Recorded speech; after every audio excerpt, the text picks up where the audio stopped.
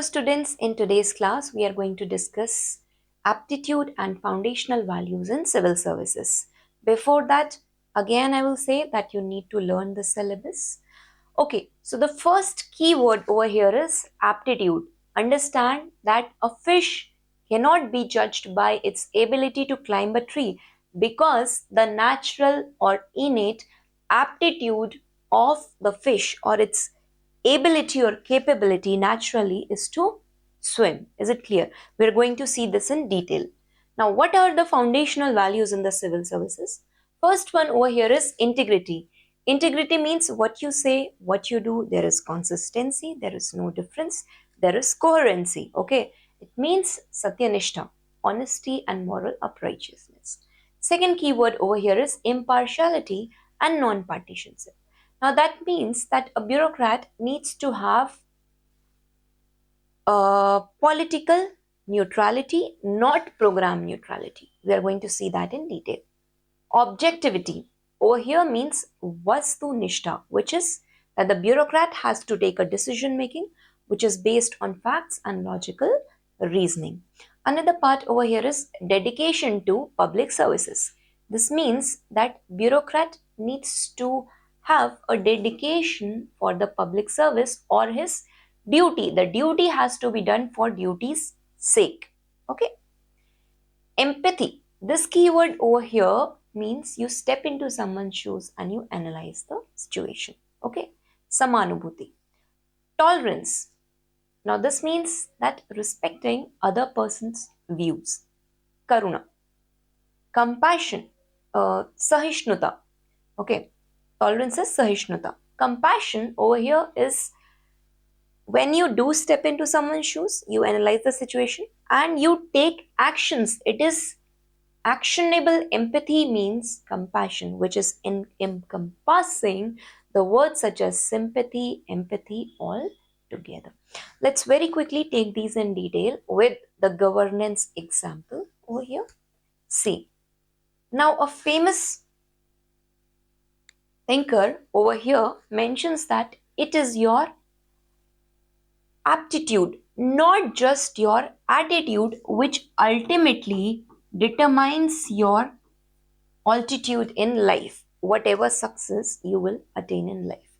Okay, you have a positive attitude towards preparation for civil services examination, right? And via practicing, you develop the skill set of CSAT problem solving aptitude. So both of these things are going to define your success in the examination, the rank you get. Is it clear? So basically, we have just seen what is aptitude. Aptitude, again, it is a natural ability to perform a certain task. For example, if there is a mathematician, right, and he is good at problem solving skills, it is his natural aptitude. There is an artist who is very good at creating pictures. That is the natural aptitude of the artist. He can't do the problem solving skills, right? It is natural ability or the innate potential of anyone to acquire a skill. Now, to develop or to enhance this aptitude or skill set in the civil servants in the training program, okay, government has included mission Karam Yogi over here, right? To make a future build ready civil servant. Okay, now let's see over here. Example, there is a policy analyst, okay? He can quickly assess the census data to identify wherever urgent welfare interventions is required. So this is the aptitude. It's a skill set, innate, and it also comes through lot of practice. I've already given you example for your CSAT. Okay, now let's see over here. What is the difference that I taught you in the last class about attitude? I have discussed. It is a psychological construct about any place, object, or thing. I'd already said that if I say that I like mangoes, then it is my attitude, a positive attitude, or my mindset that of all the fruits, I like mangoes. Okay, I uh, I talk about corruption-free India. I talk about green environment. That is my attitude towards it. Now, aptitude is basically a natural competency.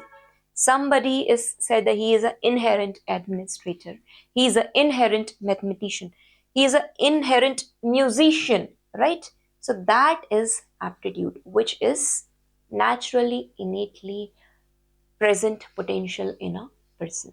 Okay, and definitely this aptitude, it can be trained via your practicing of CSAT paper.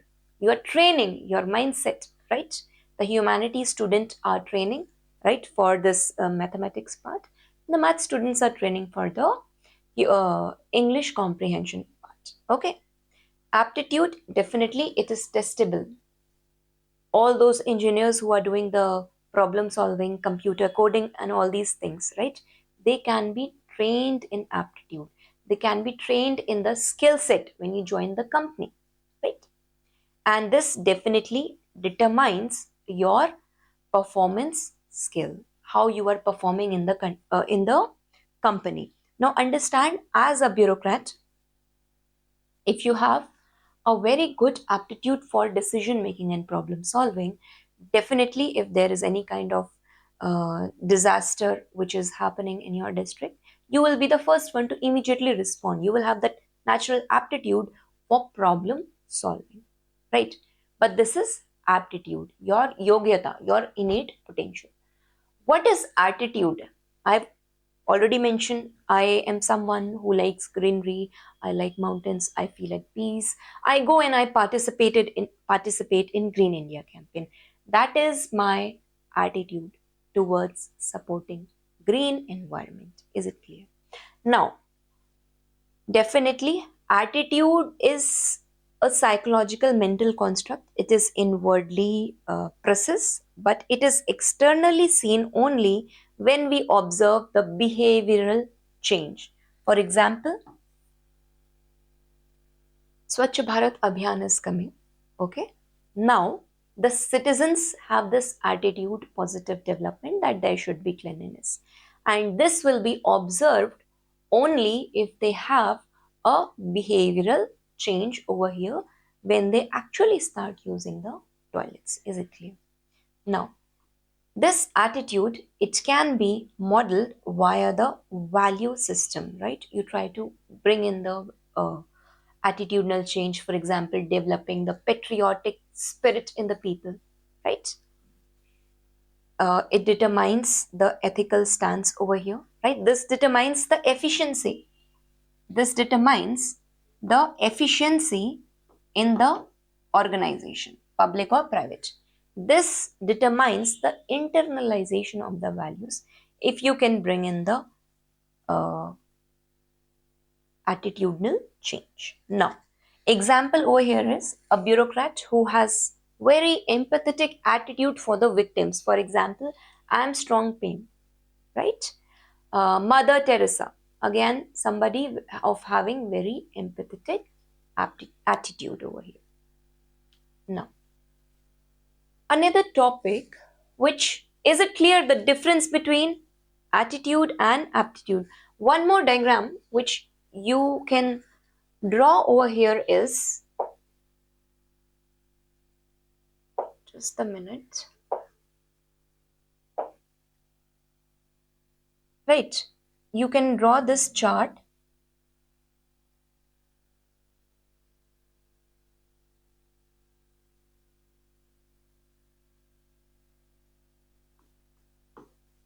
Attitude, right? This is the positive side, and aptitude. Okay, so if somebody, okay, if somebody, what is more desirable in the organization over here? See this. Okay, Now, somebody is having a high attitude. So you can write down or good attitude over here. Here it comes lower attitude. Again, lower or negative or neutral attitude. You can write down. Again, lower attitude. Here it is high attitude. Right? In terms of aptitude, we see over here low aptitude. Okay? High aptitude. Again, high aptitude and low aptitude. Now, Warren Buffett has very clearly mentioned that you can hire a person, you can still hire a person with low aptitude, but that person should have a very high attitude to learn, to bring the change in the organization or to contribute for the organization. So this person is still desirable. Okay, desirable person. Box 1. Box 2, definitely very super highly desirable. Somebody, some bureaucrat, high aptitude and high attitude. Armstrong Payne, another example. E. Sridharan, another example you can write down over here, right? Low attitude, high aptitude. Now understand this. Somebody having a very low attitude, this is not desirable. Okay. Low attitude and low aptitude, both of these are not, this is superly not desirable in the organization. Now you understand this context that out of all these four, somebody who has high attitude and high aptitude, yes, desirable, super desirable. Somebody high attitude and low aptitude can be trained. Here the training can be given to the person, right? You can develop, you can lead to the development of the skill set of the person over here. Somebody having high aptitude, very high in skills, but very lazy person, low attitude, tell him to do this work and he's doing it like a week later. So definitely this is going to lead to decrease in efficiency of the organization. But though there are chances for building up the attitude, but still very feeble, not desirable and superly not desirable. Is it clear? This diagram you can remember for your examination perspective. Okay, now let's see another topic over here. Foundational values of the civil services. The first keyword which UPSC mentions is integrity. What did I tell you about integrity? That whenever you do any work, whatever you are saying, okay, and whatever you are doing, there is a consistency and there is a coherency in the decision making over here. If it is said that in your personal life you say that tomorrow 5 a.m. I will get up and I will start my studies, I'll start revising my optional, I'll start studying my optional. If you are somebody who says that and who gets up even when nobody is watching, okay, even when no one is watching you, you are taking the complete accountability on yourself. That is integrity. In the governance perspective, we have seen a very classic example of Subhash Chandra Bose. Yes, you can say a very classic example over here is of Lal Bahadur Shastri.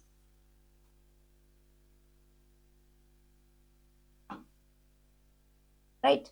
He, as a rail minister, had resigned from his post, right, when the train accident had happened. He took the entire accountability on himself. Is the word integrity clear? It is honesty, definitely. It is Moral uprightness, definitely, right? And it is the coherency and the consistency. Okay, you have to know this word, you have to use it again and again in your answers. Second word over here is impartiality and non-partisanship, which means nishpakshata. Impartiality, you have to see everything with the eye of justice, with the eye of bringing in fairness in the governance process. Everything you have to decide, it has to be on the basis of merit. You need not to have biases or prejudices. Again, I would like to mention one thing over here, that this impartial attitude of a bureaucrat will be possible if he develops a veil of ignorance, which John Rawls has mentioned about differential equality. As a bureaucrat, you need to have a very impartial attitude towards the programs and distribution of the programs and welfare schemes in your district. Is it clear? Now, non-partisanship. Basically, you have to be one who has to not support any party. There should be party neutrality, because understand that 5 years the government keeps on changing, but the bureaucracy, it is permanent, right? It is a permanent executive. It is always present. So what happens over here, that you don't have to attach to any value system of party, rather you have to attach your value system to the constitution and to the implementation of the programs at the grassroots level. For example, this neutrality has been observed, okay. It is mentioned in Constitution that under Article 325, Election Commission is supposed to have a neutrality towards the election process in India. Okay. Now, another keyword over here is objectivity. Now, this word over here means vastunishta.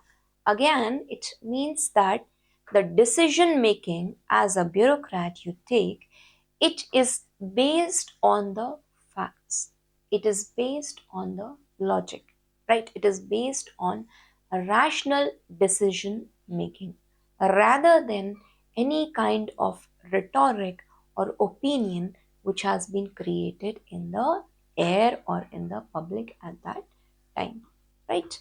And all these facts have to be verifiable empirical facts. You can't be just taking a decision making on what somebody says. Okay, for example, the Aadhaar implementation, okay, done by a bureaucrat in his district, it has to be without any kind of discrimination, right? It has to be based on the fact, right? This is your Irish scan, this is your fingerprint scan, this is your address proof, right?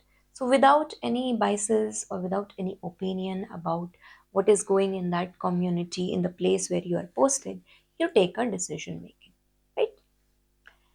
Dedication to public service. Now, this is basically again dependent on immunal counts deontological perspective, which talks about duty, which talks about duty for duty's sake, right? He says that this dedication of public service, it can only come when a bureaucrat realizes that this duty is a inherent virtue. The duty is good in itself. That kind of dedication is required for public services without any expectations or without any kind of greed in return. Okay, service with commitment despite of the hardship, despite of the postings. This kind of duty in public services we have seen in the doctors, who had been working day and night during the time of COVID pandemic. Okay. Empathy. Empathy over here means samanubhuti. Okay. Now, it basically means that if my friend she's coming to me, okay, I'm listening to her, okay, and I don't feel, I just listen to her, okay, and I'm not able to help her or do anything. I just listen, okay, huh, that's sympathy, okay, okay, that kind of feeling, right?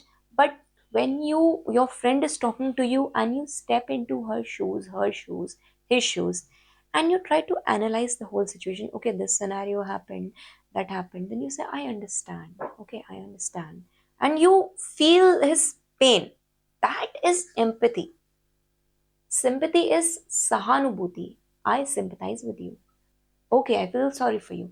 Empathy is I feel your situation. I feel your pain. Okay? You deeply understand others' feeling over here. Okay. Classic governance example over here is of Armstrong Payne. He was the one who had built 100-kilometer road in Manipur. Okay. Bureaucrats need to have a very high empathetic attitude. Why? Why? Because bureaucrats are the one, tomorrow you are going to be the one who is going to ensure that the scheme is implemented at the grassroots level, right? So, this empathetic attitude towards the weaker and the vulnerable sections of the society is very, very essential to prevail the continuance of human dignity. Is it clear? Okay. Tolerance. Tolerance means there may be two friends. One is having opinion that I prefer vegetarian food. One is having opinion I prefer non-vegetarian. Right? So either of them should not criticize each other, first of all. There should be a place where both of them can keep their own views. You understand the meaning. Sahishnuta, tolerance, space for respecting the opinion of other. Is it clear? In fact, this is seen in Indian constitution in terms of religion, where the constitution has been provided. The key word over here is secularism, and the spirit of secularism in the constitution upholds the spirit of tolerance, right, in the Indian society. For this government, it is bringing schemes such as Ek Bharat Shresth Bharat, right, under Ministry of Cultural Affairs, where various states they come together. You know, every state is having a different set of belief, right? They are coming together and they are celebrating the whole uh, culture, and they are trying to bring in homogeneity. They're trying to bring in unity in diversity, right? You can say that various heterogeneous cultures coming together and trying to build one unified cultured India. Is it clear? That kind of tolerance is required in society, but in today's time, given the kind of political scenario which is going on, even if you are speaking something, right, uh, you are claimed as anti-national, you are claimed as you are not actually claimed. Basically, lot of hate crime is happening because the society is not tolerant. A lot of cow vigilantism is happening, again lack of tolerant attitude in the society. A lot of mob lynching is happening, a lot of dalit lynching is happening because of, again, entering into this post-truth democracy era, where we are seeing that a lot of miscommunication is spreading across the society, leading to a very non-tolerant attitude among all the sections. Is it clear? No. Another keyword which specifically syllabus mentions over here is compassion. Now understand that I see your pain, okay? I was saying this word sympathy. When my friend she comes to me, okay, and I say, "Oh, I see your pain." And then she comes to me and I say her that I feel your pain, right? When I club these two, right, there is a greater Venn diagram. When I start acting on this part, when I take some kind of action, then it becomes compassion. This compassion we had very well seen with Mother Teresa, who had been working for the destitutes and the people suffering from leprosy in Kolkata. Is it clear? This kind of compassionate attitude is required in the bureaucrat. Only then can he lead to implementation of schemes for the weaker and the vulnerable sections in the society. Is it clear? Are the words clear? The meaning clear? The example clear over here? Okay, this is what you need to know in the syllabus and understand. These are those words that you have to reiterate in your answers, not that it should look mechanical. Again, now from my daily answer writing program, okay, if you keep on writing, then I can guide you how you have to put these keywords. Okay, keywords are very essential. The ethical terminologies are very important over here. Okay, so Nolan committee, it has mentioned, now I have already mentioned that there is a document that you have to quote in your examination for getting marks.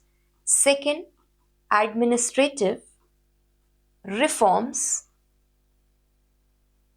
commission. Okay, over here again, Nolan committee has discussed that there should be 7 principles in public life or holding public offices. Right. Now, before I tell you these, you can learn a mnemonics over here, which is Ohio.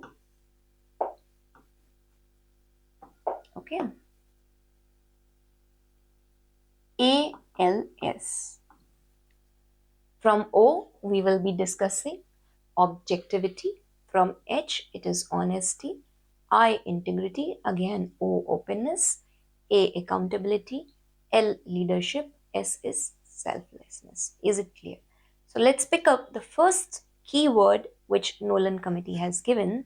It is selflessness. Again, you are doing the duty for duty's sake, because duty is inherently good in itself. You are not expecting any kind of external gift or reward. You believe that it is your commitment to the duty, it is your dedication, and without a selfless attitude, you are acting for the public interest. Example over here is E. Sridharan. He has been known as the Metro Man. He had worked despite the political pressure. He was the one who had led to completion of Delhi Metro Rail Corporation for bringing welfare to the people. Is it clear? Selflessness, niswartha. Integrity. Integrity I have already discussed. Satyanishta, what you say, what you do, right? There is coherency, there is consistency, there is accountability, and all this is happening even when nobody is watching you. You are ensuring in your personal and in your professional life that there is honesty and there is moral uprightness. Example over here is Lal Bahadur Shastri when he had resigned as a rail minister. Now, another keyword which again Nolan committee mentions is objectivity. Now, this is a little repetition which we have discussed above. Again, this is the decision making. It is done on the basis of facts, right? On the basis of logic, on the basis of rationality. This decision making is not on the basis of emotions.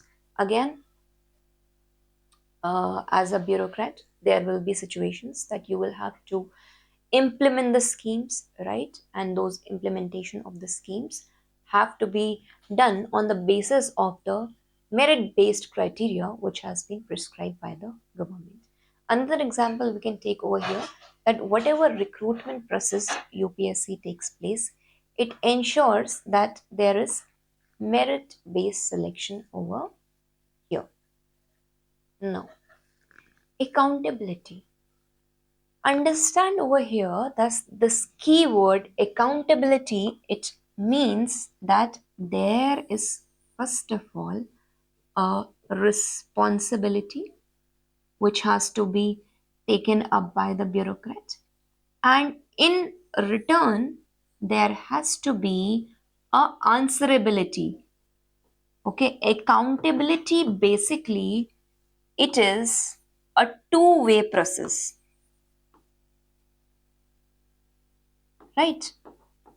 And understand, this is again antithetical to the monologic power. This Scheller has said in public administration, for bringing the accountable government, there has to be a two-way process, that I will take responsibility for certain act, right? And as a bureaucrat, and then I will also represent my answer to it. If any kind of responsibility is not fulfilled by me, I will be answerable to that act. Is it clear? It is two-way process. So what happens basically, uh, we have all studied in polity. CAG, the Comptroller Auditor General of India, it is auditing the government expenditure and it presents the report in the Parliament. So by this, it holds the government which is in power accountable, right? Openness, and the keyword over here. Openness means there is transparency or pardarshita in the implementation of the welfare schemes or the decision making which is done by the bureaucrat over here, right? One very classic example of openness is seen in right to information Act, the implementation of the RTI Act, and this implementation we had seen in during the time of Jan Sunwai, right? And this Jan Sunwai was basically a reading of the descriptive rules of the Manrega workers in Rajasthan. So it is very essential that there is accountability. It is very essential that there is openness. It is very essential that there is spread of correct information in the democracy, right? Okay. Example, whatever procurement, okay, whatever procurement the government is doing via EGEM, okay, via EGEM, it is trying to make sure that it is openly published for all the public, right? And this leads to reduction in the corruption in the governance. Is it clear? Now, another keyword over here is honesty. Honesty means being truthful over here, okay? Declaring any private interest you have relating to the public duties. You have a very moral, uprighteous behavior over here, right? For example, the MPs, they must fill their annual declarations, right, before any kind of assets and liabilities to the parliament. Honesty, you can always say honesty is the best policy in terms of your personal life, but here we are talking about the public life. Honest example you can take over here is of Ashok Khemka. Ashok Khemka. He has been one of the officers who stood up for honesty, right, against the scam of the land mafia which had been happening despite the multiple transfers. He never changed his value system. Another keyword which is over here is leadership. Okay, as a bureaucrat, you need to have that courage. You need to have that set leadership skill to take the morally right decision making, upholding the ethical principles. It is under Dr. APJ Abdul Kalam's leadership that the space program in India has been very successful. Is it clear? Now, apart from this, certain other words which are important for your examination perspective, 4 5, I have picked it up over here. Let's very quickly see them. First is devotion to duty. Duty, whenever the word duty is coming, you must be very well familiar that this is again talking about Immanuel Kant's deontology. And this is basically the categorical imperative to have to do the duty for duty's sake, right? See over here, this devotion to duty without anything in return or desire, it has been also related to the nishkam karma of Bhagavad Gita. For example, the doctors and the IAS officers who had been working during the time of pandemic, they had a devotion to the duty. Sense of mission, right? It is long-term purpose in the government. For example, if you are becoming a bureaucrat, what is the sense of mission in your district? You will be the one who will lead to implementation of the welfare scheme over here. That ethical sense of vision. Today you are taking a decision and tomorrow it is going to impact the larger segments. Example over here, again you can talk about Dr. Varghese Kurian, right? He was the one who had led to the development or starting of Operation Flood in India. Is it clear? Now, leading to this led further to White Revolution after this food revolution, right? And this in another thing, it led to food security. Another keyword over here is probity and rectitude. Okay, probity over here, it is a professional sense of integrity. It is basically honesty, moral uprightness, and it is integrity all together, right? In the professional sense, you ensure over here that there is no misappropriation of the government funds. Whatever money is coming, that is used for your government welfare schemes, not for your personal objectives. One entire class I'm going to have or discuss about probity. You can write down that there is no financial impropriety in probity in governance, right? And there needs to be rectitude. Rectitude is you are standing for your own value system. TN session, we had seen this classic example during the time of implementation of moral code of conduct in the election procedure when there was lot of criminalization of politics happening around. Is it clear? Accountability, I have just discussed. When you are answering, when you are taking responsibility and you are answering, both the terms, right? You are owning up to your decision making. How? by taking responsibility for it, and by answering it. Both of them you are doing. So RTI Act, right? This is again way of bringing in accountability in the governance.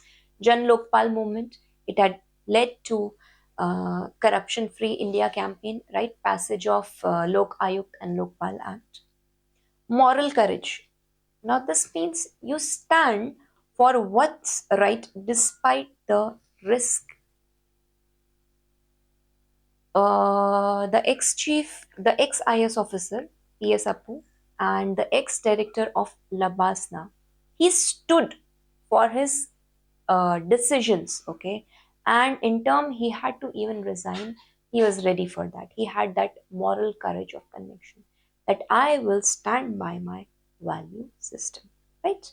So these are the keywords over here. Let's very quickly see some questions over here.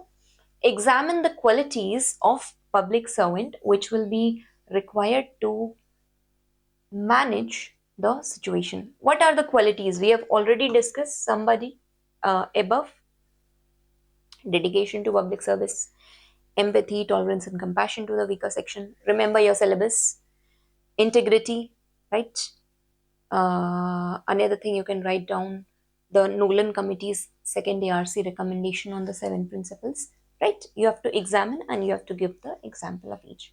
State the 3 basic values universal in nature. Universal means something which is always present, constant, in the context of civil service and bring out their importance. What is a universal value that is required? Integrity, right? Integrity is required, most essential. Selflessness, okay, this will be a little same. Integrity, you can write leadership apart from this, right? Then you can write accountability, okay? These basic value systems, any of the one you can pick from the dedication to public services, right? Supplement it with the example over here. Okay, you are heading a rescue operation in the area affected by severe natural calamity. Thousands of people are rendered homeless over here, and many of them are deprived of food, drinking water, and the basic amenities. The rescue work has been disrupted by heavy rains and damage to supply routes. The local people are seething with anger against the delayed implementation of the rescue operations. Definitely, right? When your team reaches the affected area, the people there heckle and even assault some of your team members. One of your team member is even severely injured. Faced with this crisis, some team members plead with you to call off the operations, fearing the threat to their life. In such circumstances, what will be your response? UPSC has asked this question. Will you listen to your teammates and you will just call off the whole action? So now, what is required in this question? Okay, we are going to integrate 3 things over here. First is, for a bureaucrat, you need to have a right attitude. You need to have aptitude for the problem solving skill. Attitude which must be seen in his behavior or the decision making he does in this scenario. His aptitude for problem solving in such a scenario. Apart from this, the kind of emotional, not the kind, a bureaucrat of very high emotional intelligence. This keyword, emotional intelligence, I'll be discussing in my next class, right? So basically, in such circumstances, what is going to be your response? Okay. I will expect you to write me this answer. I have given you these keywords. Certain other things I can tell you over here. First of all, you have to ensure that you work with your team members. There's a work culture which is having dedication to public service. There should be courage to work even in such times. So you have to be having those leadership skills. See, I'm picking up the keywords from work. that leadership skills to motivate your team members. ठीक है, first of all that.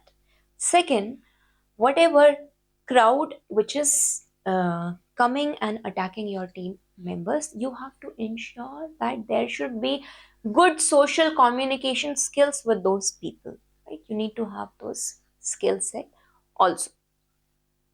Now, third thing over here is again having being a person or bureaucrat who has high empathy for the people who had been suffering, right, by hundreds of people who have been rendered homeless. You will ensure that a temporary rehabilitation camps have been set up for them in your district. So if you're doing all these works, do you think, and you motivate the team members, do you think that you can resolve the problem which has been created?